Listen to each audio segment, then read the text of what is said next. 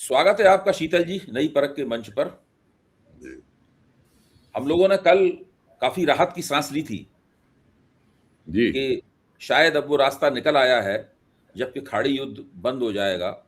और ये भी हम लोगों को लग रहा था कि जो विश्व व्यवस्था है उसमें ईरान एक बड़ी ताकत के तौर पर उभर सकता है। जी अमेरिका की हैसियत में थोड़ी कटौती हो सकती है, भले ही देखने में आकार प्रकार में ना हो, लेकिन प्रतिष्ठा तो अमेरिका की भंग हुई है। ये सब बातें हैं थी जिनके ऊपर कल से चर्चाएं हो रही हैं। लेकिन आज की सुबह उतनी खुशनुमा नहीं थी जितनी कल की सुबह खुशनुमा थी।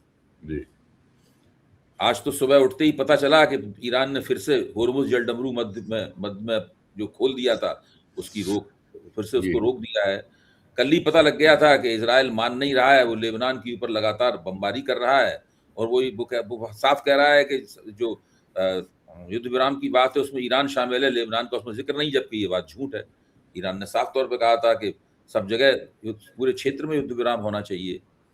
और फिर ट्रंप ने फिर से बड़ी बड़ी धमकियां देनी शुरू कर दी हैं। और सबसे ताज़ा खबर यह है कि 10 तारीख को यानी कल इस्लामाबाद में जो शिखर वार्ता शुरू होने वाली थी उसके बारे में पाकिस्तान स्थित ईरान के राजदूत ने अपनी वो पोस्ट हटा दी है सोशल मीडिया से, जिसमें उन्होंने उस शिखर वार्ता में ईरान के प्रतिनिधि मंडल के भाग लेने की चर्चा की थी। उन्होंने उस पोस्ट को हटा दिया है। तो ये जो माहौल बन रहा है, तो हम लोग यहीं से अपनी बातचीत शुरू करते हैं, क्योंकि अभी तो ये घटनाक्रम में उतार चढ़ाव आता रहेगा, परिस्थिति बहुत जटिल है।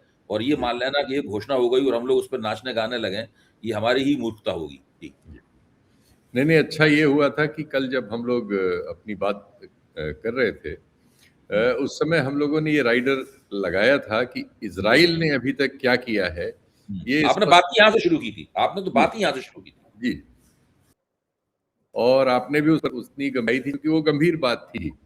हालांकि उस समय तक हमें पता नहीं था कि इजराइल ने इस पर क्या किया है, क्या कहा है।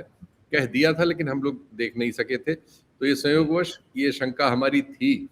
और वो शंका जो है बाद में इस हाल में बदल गई जिसका आपने अभी जिक्र किया। दरअसल इजराइल ही इस युद्ध का जनक है, जिसने करीब 20 साल उसने भी प्रतीक्षा की है एक अमेरिकी राष्ट्रपति ऐसा उसको मिले जो उसके कहने पर अपने संसाधनों को लेकर इस बियाबान में नष्ट होने के लिए तत्पर हो। तो वो उसको ट्रंप के रूप में मिला।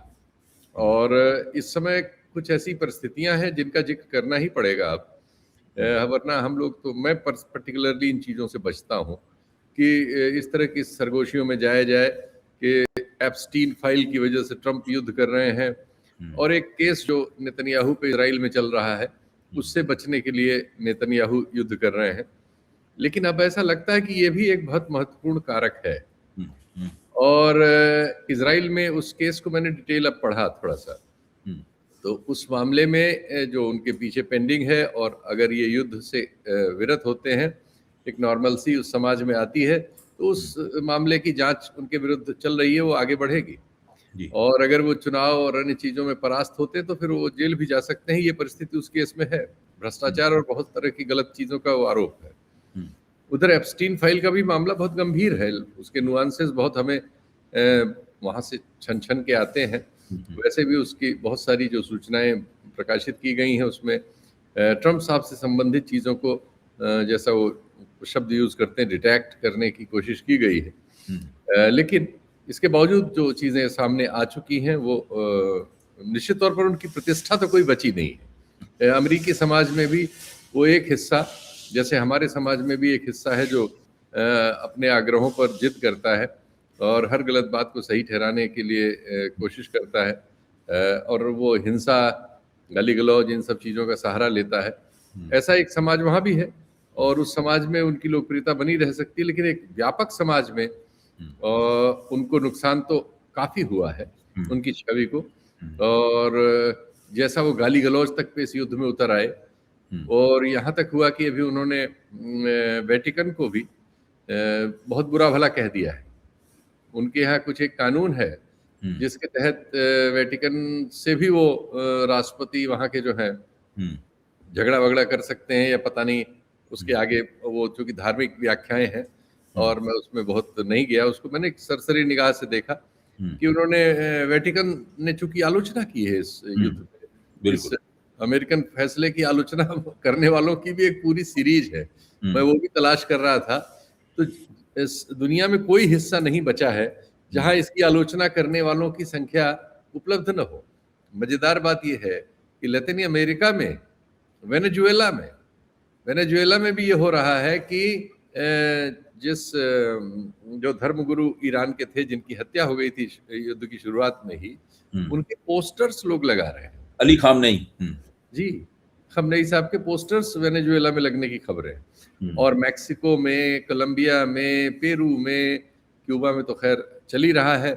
इन सब जगहों में विरोध प्रदर्शन हुए और सब लोग क्यूबा की मदद इस समय कर रहे हैं। अभी पूरे लैटिन अमेरिका में एक ज्वार आया हुआ है कि क्यूबा की मदद करो टाइप, और रूस और चीन तो कर ही रहे हैं अपनी ओर से, ब्लॉकेट के बावजूद तेल वेल पहुंचाने की कोशिश कर रहे हैं क्यूबा को, क्योंकि अमेरिका ने अगला लक्ष्य क्यूबा रख रखा है।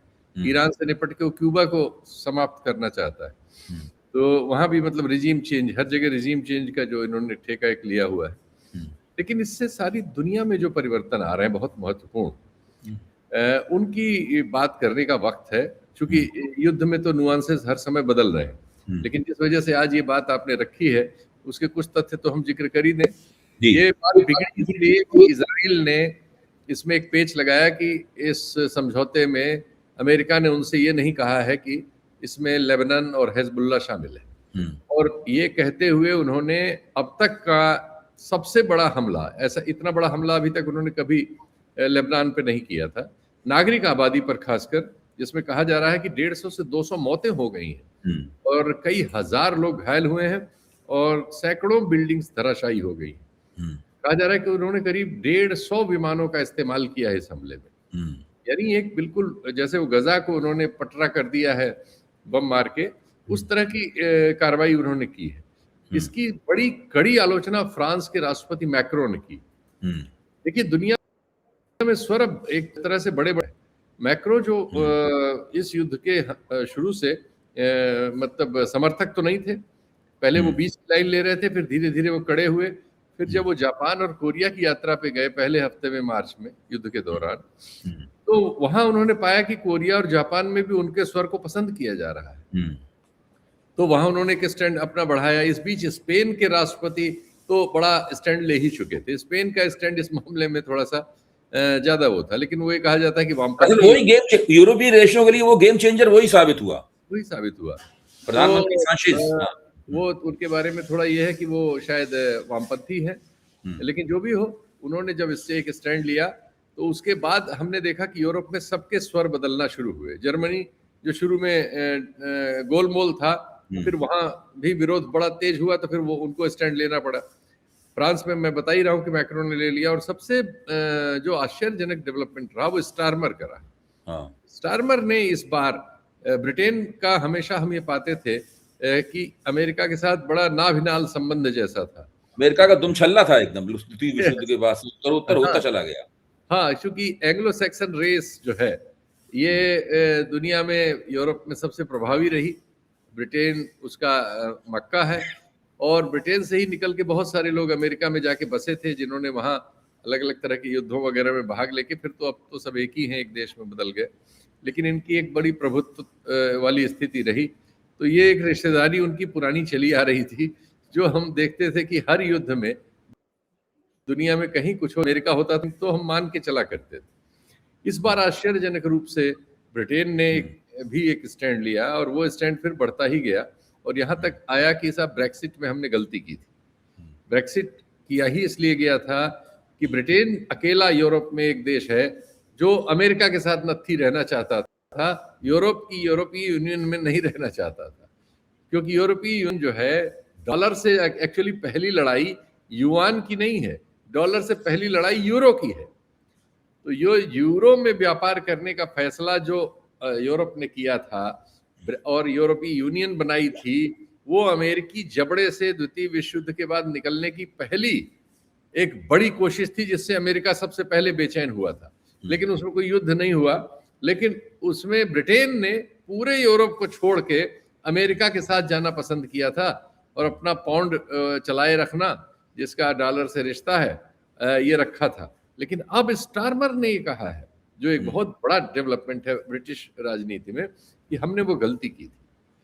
और ये भी कहा जाता है कि ब्रेक्सिट में वो फैसला लाने के लिए जो आजकल के टूल हैं, लोगों की राय बदलने के लिए जो इस्तेमाल किए जाते हैं सोशल मीडिया के जरिए, मीडिया के जरिए, और जिस पर एक किताब बड़ी मशहूर है 1986 की, अरे उनकी चोम्स्की साहब की, हाँ, वो जो धारणा है उस सब का प्रयोग हुआ था और वहां जांच हुई और वो लोग एक पूरा स्कैंडल सामने आया था कि कैसे कैसे वो सब हासिल किया गया, कैसे उस ब्रेक्सिट, क्योंकि वो तो लोकतांत्रिक देश है, ऐसे फैसले वो मतदान के जरिए होते हैं, तो उस मतदान में ब्रेक्सिट के पक्ष में चीजों को ले जाने के लिए उस तरह की चालाकियां की गई थी, जिस तरह की चालाकियों के आरोप हमारे देश में भी लगते रहते हैं, अब सारी दुनिया में लगने लगे, लोकतांत्रिक दुनिया में, कि लोगों की राय बदलने के लिए आजकल नए कम्युनिकेशन टूल्स का इस्तेमाल करके और पैसा खर्च करके किया जाता है। तो अब ये बात कह रहे हैं खुद स्टारमर,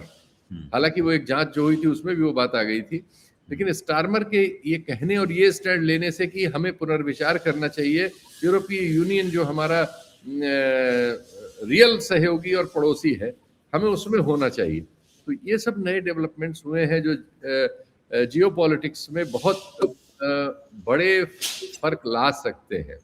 फिर सबसे बड़ी बात है कि जो सबसे उनके करीबी सहयोगी रह गए थे एशिया में, सिंगापुर तो खैर बीच में रहता है, लेकिन साउथ कोरिया और जापान और ताइवान, सबसे ज्यादा ताइवान की दो पार्टियों में से एक पार्टी की जो महिला नेता है वो इस समय पेचिंग में है और उन्होंने रिकंसिलिएशन के बयान दिए हैं। पहली बार ताइवान से और चाइना से ऐसा लग रहा है कि एक धारा बन रही है जो बिना, जैसे हांगकांग का विलय हो गया था अल्टीमेटली, वैसे ही ताइवान और चीन का युद्ध के बिना बातचीत से एक रास्ता निकल आएगा। तो अमेरिका के लिए इस एशिया में अगर जापान मतलब सिर्फ ये स्टैंड ले लेता है कि हम न्यूट्रल रहेंगे, साउथ कोरिया भी ये स्टैंड ले लेता है न्यूट्रल रहेंगे, और ताइवान और चीन में सुलह हो जाती है, किसी किस्म की कोई राजनीतिक अरेंजमेंट हो जाता है, तो अमेरिकी प्रभुत्व के लिए ये बहुत बड़ा एशिया में एक संकट, एकदम खाली हो जाएगा मैदान। सच्चाई है कि उनके पास फिर फिलीपींस बचेंगे जो टिकेंगे नहीं, जो भी उनके छोटे मोटे समर्थक हैं। फिर बात आके दक्षिण एशिया तक पहुंच जाएगी और भारत पर आ जाएगी कि भारत का क्या स्टैंड होगा। भारत इस समय अमेरिका और इजराइल का एक नया सहयोगी बनके स्वयं मोदी जी के रूप में प्रस्तुत हुआ है और उसकी भारी कीमत उसकी वो चुका रहा है। अब उसके क्या क्या कारण हैं वो तो देखने होंगे, लेकिन आज ही मैंने वो एक स्टोरी देखी है, डिटेल मैंने उसको लिखा भी है। उस स्टोरी में है कि ये हमारे अडानी साहब का जो मसला है अब ये फैक्चुअली अवेलेबल है। अच्छा। और अगर इसमें भारत में कार्रवाई नहीं हो रही है तो ये समझ लीजिए कि भारत की सरकार खुलेआम एक अपराध में अडानी साहब के साथ शरीक के हयात है, क्योंकि वो जो तथ्य आ गए FBI की जांच में वो ये बता रहे हैं कि इन लोगों के फोन जो जब्त किए थे FBI ने, उसमें आया है, मैं 2-3 डिटेल्स पढ़ ही देता हूँ। बिल्कुल पढ़िए, आज पोस्ट भी लिखी है। पढ़ना इसलिए भी जरूरी है शीतल जी, क्योंकि अडानी के वकील अमेरिका की अदालतों में ये कह रहे हैं कि उनके ऊपर जो फर्जीवाड़े का मुकदमा चलाया गया है ये मुकदमा बेकार है, इसके कोई तथ्य नहीं है, इसलिए इस मुकदमे को खारिज किया जाए। अब मैं वो तथ्य ही बता दे रहा हूँ। हाँ, सागर अडानी जो इसमें सह अभियुक्त है, इनके भतीजे हैं, ने अपने खुद अपने फोन में रिश्वत से जुड़ी जानकारी लिखी थी कि किस राज्य मेगावाट कितनी दर की कितनी रकम घूस में देनी है। विनीत जैन जो इसमें दूसरे सह अभियुक्त हैं, उन्होंने रिश्वत का सारांश वाली शीट की फोटो खींच ली थी, वो उनके फोन में मिली। गौतम अडानी ने मार्च 2023 में FBI की रेड के बाद सर्च वारंट की तस्वीरें खुद को ईमेल की थी। ये सबूत FBI के पास है जो उस चार्जशीट में उपलब्ध है। मतलब साफ साफ था, उनको लगता था कि ये एनक्रिप्टेड फोन में व्यवस्था है, इसलिए ये संदेश नष्ट हो जाएंगे। लेकिन उसमें ये होता है कि अगर आपका हैंडफोन एजेंसीज के पास चला जाता है तो वो सारी चीजें फिर से उनको सबको पढ़ा जा सकता है। और FBI ने ये चीज मुकदमे में लगा रखी है, सबूत के तौर पर उपलब्ध है। और रिश्वत क्यों दी गई? सब भारत में दी गई। भारत के राज्यों में वो खरीदने सोलर को महंगे दाम पर सोलर बिजली खरीदने के लिए दी गई। अब इसमें क्या था कि भारतीय जो डिस्कॉम्स है राज्यों के, वो उतनी महंगी बिजली नहीं खरीदना चाहते थे। तो केंद्रीय एजेंसी जो SECI है, वो उसको खरीदार नहीं मिल रहे थे अडानी की बिजली के। तो इसके दो ही रास्ते थे कि या तो बिजली की कीमत कम कर दी जाए, और या फिर अधिकारियों को रिश्वत देकर डील जबरन कराई जाए। तो दूसरा रास्ता अख्तियार किया गया और $250 मिलियन, लगभग 2000 करोड़ रुपए की रिश्वत देकर ये सौदा किया गया भारत में। ये अपराध भारत में घटा है, जिसकी बुनियाद अमेरिका में पड़ी है। बुनियाद की जांच हो रही है, बुनियाद पे तथ्य आ चुके हैं, और भारत में लगातार भारत सरकार ये तथ्य छुपा रही है, जिसका खामियाजा भारत की जनता भुगत रही है। ये भारत की सरकार पर इतना बड़ा इंडाइटमेंट है और शर्मनाक है, लेकिन दुर्भाग्यपूर्ण है कि इसको सबको खुलेआम निगल लिया जा रहा है। सीधे सीधे जिस चीज के तथ्य मौजूद हैं, ये बोफोर्स नहीं है जिसका कोई तथ्य नहीं था और जिस पर सरकारें बदल गई। ये फोर्स है जिसमें सारे तथ्य हैं, ये रिकॉर्ड पर है सब। और तो ये आपका शीतल जी माफ कीजिए बीच में आपका, मैं उसको कॉन्क्रिटाइज कर दूं पूरी बात को।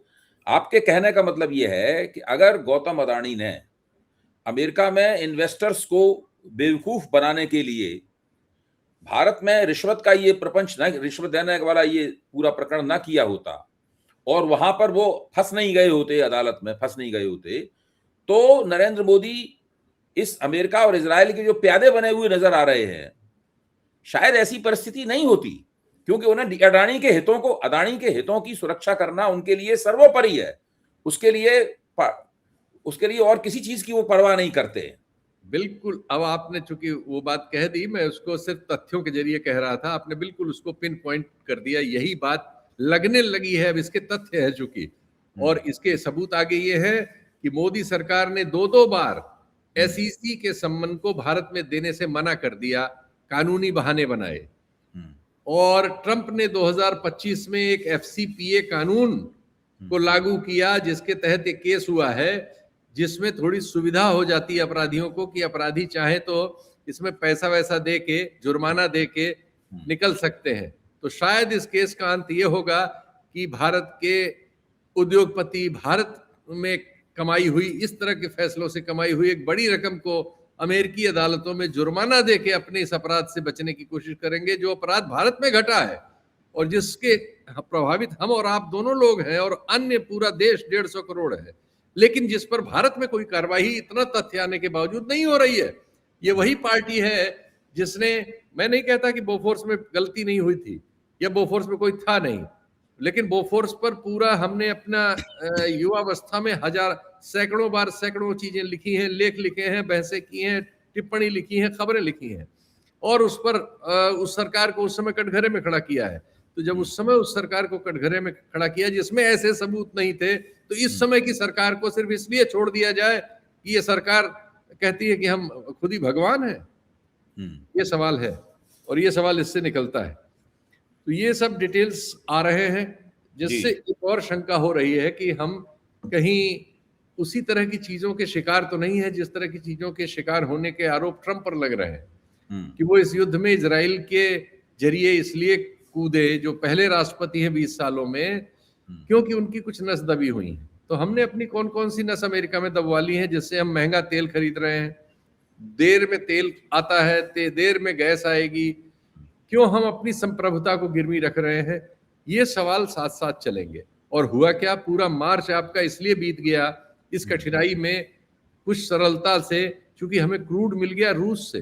हमारा जो 100 लीटर अगर क्रूड आया देश में, तो उसमें से 47-48 लीटर रूस ने सप्लाई कर दिया। इसलिए हमारी समस्याएं कुछ हद तक कमजोर रही और कम से कम पेट्रोल डीजल की उस तरह से हाहाकारी नहीं स्थिति बनी जैसी गैस की बनी हुई है। तो और लेकिन हम तो इनके कहने पे रूस से भी रिश्ता बिगाड़ने को चले गए थे। तो आप फिर से मैं उस चीज को कुछ और ठोस रूप से रखना चाहूंगा जो आपने बहुत अच्छे तरीके से समझ में आने लायक तथ्यों के सारे रखी, कि ये तीनों नेता, दो नेता तो सीधे सीधे युद्ध कर रहे हैं, एक नेता युद्ध में उनका समर्थन कर रहा है, आंख बंद करके समर्थन कर रहा है, चुप्पी साधे हुए समर्थन कर रहा है। एक का नाम है बीवी नेतन्याहू जो युद्ध कर रहा है, एक का नाम है डोनाल्ड ट्रंप युद्ध कर रहा है, तीसरे का नाम है नरेंद्र मोदी जो चुप्पी साधे हुए है लेकिन लगातार उनके साथ में खड़ा हुआ है। और उसकी चुप्पी आज तक नहीं बताया उन्होंने कि भाई आप इजराइल क्यों गए थे, उनके विदेश मंत्रालय ने भी नहीं बताया। हम लोग बार बार इसका जिक्र करते हैं। इन तीनों नेताओं की नसें दबी हुई हैं और उन तथ्य तो यही इशारा कर रहे हैं। हाँ, तब तो यही इशारा कर रहे हैं। अच्छा, अब फिर से हम लोग आए युद्ध विराम के ऊपर। इसका भी सीधा संबंध युद्ध विराम से है, जो बातें हम लोगों ने की। तो आज युद्ध विराम की वजह से जो हम लोगों ने एक राहत की सांस ली थी, वो सोचा था कि इसमें नई संभावनाएं निकलेंगी, लेकिन ऐसा लग रहा है कि ईरान ने भी थोड़ा कड़ा रुख कर लिया है और डोनाल्ड ट्रंप भी फिर कड़ी बातें करने लगे हैं और नेतन्याहू तो लगातार इस पूरे युद्ध विराम के साथ भीतरघात कर ही रहे हैं, सैबोटेज कर ही रहे हैं। और इस सैबोटेज में मैं मानता हूं कि अमेरिका भी शामिल है, क्योंकि वो अमेरिका कहा जा रहा है। देखिए, युद्ध विराम की ये कोशिशें आप को याद ही है और सभी लोगों को याद है कि एक्चुअली अमेरिका के सारे अखबारों ने यही लाइन ली है, यही वो तर्क दे रहे हैं। वो ये है कि ये युद्ध विराम अमेरिका की पहल पे हुआ। उसके वो तथ्य देते हैं। अमेरिका ने अपनी ओर से आज से 12 दिन पहले 48 घंटे का एक सेमी युद्ध विराम अनाउंस किया कि हम इनके इंफ्रास्ट्रक्चर पर हमला नहीं करेंगे। फिर उसको 5 दिन के लिए बढ़ाया, फिर उसको 10 दिन के लिए बढ़ाया, और अब उन्होंने जब 10 दिन की ये मियाद खत्म हो रही थी, तब उन्होंने फिर ये नए सीज फायर की घोषणा कर दी 2 हफ्तों के लिए। तो न्यूयॉर्क टाइम्स, वाशिंगटन पोस्ट और वॉल स्ट्रीट जर्नल वगैरह सब में ये विश्लेषण है कि पाकिस्तान के जरिए ट्रंप के प्रशासन ने ही ये डील जो है आगे बढ़ाई है। लेकिन ट्रंप का प्रशासन अपने कारणों से, अज्ञात कारणों से, उसमें कुछ हॉक्स हैं और कुछ माइल्ड हैं। जो हॉक्स हैं वो कहा जाता है कि इजराइल के सीधे संपर्क में है। वो इजराइल के हितों की रक्षा करते हुए अमेरिकी प्रशासन में नजर आते हैं और इजराइल जो बार बार इस मामले को तोड़ना चाहता है। इजराइल चाहता है कि ईरान युद्ध में अमेरिका उसके साथ लगातार फंसा रहे और ये युद्ध अभी चलता रहे। वो इसे लंबा चलाना चाहता है, जबकि अमेरिकन प्रशासन का बड़ा हिस्सा और अमेरिकन जनमत का बड़ा हिस्सा, यूरोपीय जनमत का बड़ा हिस्सा इसके विरुद्ध है। तो ये युद्ध, अब ये बात सारे लोग कहने लगे हैं कि ये युद्ध इजराइल के लिए लड़ा जा रहा है और इजराइल इसमें बार बार सैबोटाज कर रहा है। जो पहले 2 और 5 और 10 दिन का जो इंफ्रास्ट्रक्चर पे हमला न करने की नीति थी, उसमें बीच बीच में इजराइल ने ऐसे हमले किए जिनको ट्रंप को डिफेंड करने में मुश्किल हुई। ट्रंप ने कहा नहीं, हमें नहीं बताया गया था।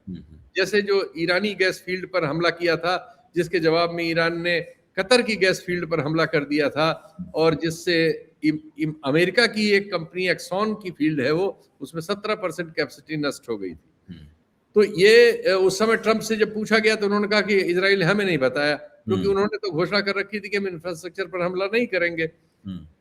और जबकि ईरान ने हमेशा जवाबी हमला किया है, ईरान ने कभी हमले की पहल नहीं की है। युद्ध भी उस पर थोपा गया है, पलटवार है उसका। तो वो हमेशा प्रतिक्रिया वो कह के करता है। उसने कहा है, ये कहा, उसके सारी चीज डिक्लेयर्ड है कि अगर आप हमारे इंफ्रास्ट्रक्चर पर हमला करेंगे तो गल्फ के सारे जो आपके अड्डे हैं और दोस्त देश हैं, उन सब के इंफ्रास्ट्रक्चर को हम ध्वस्त कर देंगे। अगर आप हमारे परमाणु अड्डे पे हमला करेंगे तो हम इजराइल के परमाणु अड्डे पे हमला करेंगे। अगर आप हमारे नागरिक ठिकानों पे हमला करोगे तो हम इजराइल के नागरिक ठिकानों पर और अमेरिका के अड्डों पर हमला करेंगे। उसकी सब बातें साफ है। तो आप हमला करते क्यों है भाई पहले, और इसके लिए फिर निमंत्रित क्यों करते हैं? तो ये इजराइल की जरूरत ज्यादा लगती है और अमेरिका इसमें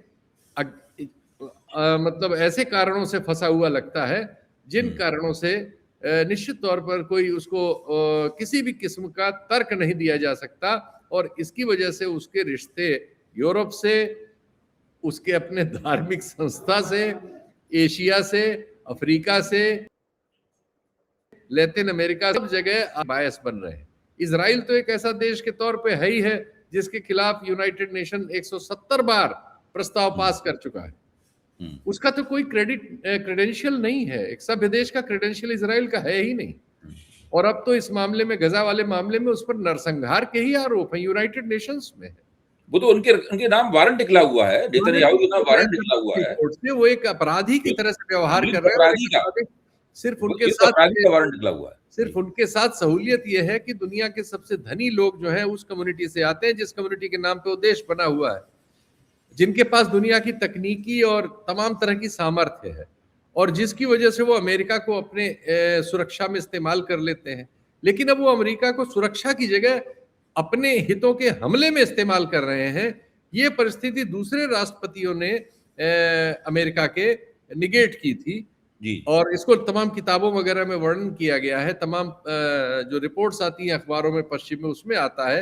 लेकिन इस मामले में हम ये पा रहे हैं कि इस राष्ट्रपति का वो उपयोग करने में सफल है, और इसलिए ये समस्या जो है जहां इस समय है यहां बनी हुई। अब एक पहलू इस पूरे परिदृश्य का ये है जिस पे चर्चा करना बहुत जरूरी है, मेरे ख्याल से हम लोगों की चर्चा का आखिरी मुद्दा होगा, चीन का पहलू। जी देखिए, ये अमेरिका ने भी दबी जुबान से ये माना है कि अगर चीन इसमें भूमिका नहीं निभाता तो शायद ये जो शुरुआती सहमति बनी है ईरान के 10 दिए हुए 10 सूत्रों के ऊपर, इनके ऊपर युद्ध विराम की बातचीत हो सकती है, ये न होता। शी जिनपिंग ने, कहा जाता है कि मुश्तबा खामनेई को, जो मौजूदा सर्वोच्च नेता हैं, उनको कहा कि आप इसके ऊपर पहलकदमी लीजिए और आगे बढ़िए इसमें, और युद्ध विराम की तरफ पूरी परिस्थिति को ले जाइए। तब मुश्तबा खामनेई ने अपने लोगों से कहा कि भाई आप इसको आगे बढ़ाइए, तब उन लोगों ने आगे बढ़ाया गया। अमेरिका की तरफ से लोग उड़ाते रहेंगे, ईरान के नेतृत्व में मतभेद हैं, ये हैं, कुछ कट्टरपंथी हैं, कुछ ये हैं, वो हैं, रिवोल्यूशनरी गार्ड का महत्व बन गया है। लेकिन वो ये कोई मानने के लिए कोई तैयार नहीं होता ना कि ईरान के नेतृत्व में एकता है। इस वक्त ईरान के नेतृत्व में बहुत ज्यादा एकता है, यहाँ तक कि पूरी जनता जो उनके खिलाफ थी बड़े पैमाने पर जनवरी में है, वो सब भी उनके साथ खड़े हुए। हम लोग इस पर चर्चा कल कर ही चुके हैं। तो चीन ने एक बहुत महत्वपूर्ण भूमिका निभाई है। अगर ये युद्ध विराम होता है तो उसका श्रेय बहुत बड़े पैमाने पर चीन को मिलेगा, और चीन इसमें और ताकतवर होकर उभरेगा। एशिया में, मुख्य तौर पर मध्य पूर्व में, और आमतौर पर एशिया में चीन का रुतबा बहुत बुलंद होगा। और ईरान का तेल तो बड़े पैमाने पर चीन को मिल ही रहा था, और ईरान पर हमला भी इसीलिए किया गया। उसमें एक कारण ये भी था कि चीन को होने वाली तेल की सप्लाई रुक जाए अगर अमेरिका यहाँ कब्जा कर लेता चीन के तेल के ऊपर। ये जो पहलू है, इसके ऊपर भी कुछ तबसरा आपकी तरफ से होना चाहिए। देखिए, अमेरिका की ओर से तो ये मतलब बिना छुपाए हुए बहुत बार कहा गया है, और खुद राष्ट्रपति ट्रंप ने कहा है इसको। ईरान के तेल में उनकी रुचि की वजह ही यही है कि वो चीन के हाइड्रोकार्बन स्रोतों पर कब्जा चाहते हैं। वो एक लेवरेज चाहते हैं, जैसा लेवरेज चीन के पास है उनके खिलाफ, जिसमें वो उस तरह के मेटल की सप्लाई करना कभी भी रोक सकता है। एक खास जो रेयर अर्थ मेटल जो होते हैं उनकी सप्लाई, जैसा उसने कहा भी था कि हम अब रोक रखा है उसने एक्चुअली। तो उसकी वजह से जो टैरिफ वॉर चला था उसमें ट्रंप की हार चीन के सामने हुई थी। तो ट्रंप चाहते हैं उसकी परिणति, वो उसकी भरपाई वो तेल से कर सकें, कि तेल के जो दो बड़े स्रोत हैं, वेनेजुएला पर उन्होंने कब्जा कर लिया है और ईरान पर वो कब्जा अगर कर लें तो वो उनकी मंशा पूरी हो सकती है। चीन की भूमिका इसमें यह है कि चीन ने युद्ध को एक स्टैंड अपना ले रखा है कि युद्ध गलत है, और वो स्टैंड कानूनी तौर पर सही है, क्योंकि यूनाइटेड नेशंस ने भी वही कहा है, किसी भी सभ्य देश ने, कानून कायदे ने भी वही कहा है। चीन प्रत्यक्ष रूप से युद्ध में शामिल नहीं है, परोक्ष रूप से शामिल दुनिया रहती है। अमेरिका बहुत सारे युद्धों में प्रत्यक्ष परोक्ष दोनों रूप से शामिल रहता है। तो चीन ईरान की मदद करता है। चीन ने अमेरिकी सैंक्शंस को नहीं माना था, और ईरान के तेल 80% तक वही खरीदता था। तो चीन का एक लेवरेज ईरान पर है, और इस युद्ध में भी उनको मटेरियल सप्लाई में चीन की मदद मिलती ही होगी, ये अंदेशा न करने की कोई वजह नहीं। और लोग तो इसके आगे की बातें करते हैं कि उनको जो आज के दौर में तकनीकी सूचनाएं हैं अंतरिक्ष से और अन्य माध्यमों से जो दी जाती हैं, और चीन के पास अमेरिका की हाई एंड टेक्नोलॉजी में सब क्षेत्रों का विकल्प है। जीपीएस का विकल्प उसने एक बाइडू क्या नाम से उसकी एक संस्था है वो देती है, और उसका अपना इंटरनेट का अरेंजमेंट्स है, उसकी अपनी फेसबुक, ये सब चीज़ों के उसके पास विकल्प है। तो वो एक वैकल्पिक व्यवस्था देता रहता है ईरान जैसे देशों को, या जो उसके साथ है, और उनके बल पे वो सरवाइव कर रहे हैं इतना बड़ा सैंक्शन इतने सालों से। तो इस युद्ध में और इस समझौते में निश्चित तौर पर उसकी भूमिका होगी, इसलिए भी कि पाकिस्तान के भी उसके साथ असाधारण किस्म के संबंध है। बहुत बहुत पाकिस्तान अमेरिका से भी बहुत तेजी से जुड़ा हुआ है। तो ये एक समझौता सा होता है ऐसी परिस्थिति में, जिसमें पाकिस्तान को अमेरिका अपने इंटरेस्ट के लिए यूज करता है या चाहता है, चीन के अपने इंटरेस्ट है उसके लिए भी पाकिस्तान प्रस्तुत है। तो ये पाकिस्तान जो इसमें माडवाली कर रहा है, उसमें सिर्फ अमेरिका की भूमिका हो ऐसा नहीं है, उसमें चीन की सहमति होगी ही होगी, और इस तरह से चीन वाया पाकिस्तान भी और डायरेक्ट भी ईरान पर अपना प्रभाव डालने और अपनी सहमति देने के लिए बिल्कुल उपलब्ध होगा, इसको न मानने की कोई वजह नहीं। तो अभी इसलिए युद्ध विराम की प्रक्रिया किधर जा रही है आपका, मतलब इस वक्त आपका आकलन क्या है? मतलब ये एक फौरी आकलन है, ये गलत और सही हो सकता, आगे साबित हो सकता है, लेकिन फिर भी एक दर्शकों के लिए इसमें समझौता करना ही होगा। आपके कार्यक्रम में मैं कह रहा हूं, इसमें स्किर्मिशेस ये सब होंगी और सबटाज होंगे, जिससे ये चीजें कुछ दिन और खींचेंगी, लेकिन इसका अंत एक न एक समझौते में ही होगा। और वो समझौता, जो कुछ चीजें हम देख पा रहे हैं पिछले कार्यक्रमों में लगातार, इन्हीं के आसपास होंगी। इसमें कोई उलटफेर नहीं होने जा रहा है कि ईरान कोई सरेंडर कर देगा और कोई ऐसी शर्तें मान लेगा जो हमें नजर आज नहीं आ रही हैं। निश्चित तौर पर जो भी समझौता होगा उसमें ईरान को कुछ न कुछ गेन होगा, उसके बिना समझौता नहीं हो सकता, और समझौता होगा जरूर। बहुत बहुत धन्यवाद शीतल जी, बहुत ठोस और सकारात्मक पहलू पे हम लोगों ने इसकी चर्चा खत्म की।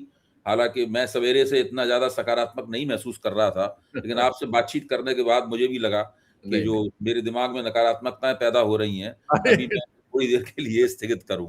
आप देखिए, ये इस वक्त वैसे तो हम लोग 3-4 दिन में एक बार मिलते हैं और चर्चा करते हैं, लेकिन आजकल जिस तरह की घटनाक्रम चल रहा है, मुझे लगता है कि हम लोग थोड़ा नियमित रूप से भी इन चर्चाओं को कुछ दिन के लिए जारी रख सकते हैं, अगर आप चाहें तो। बहुत बहुत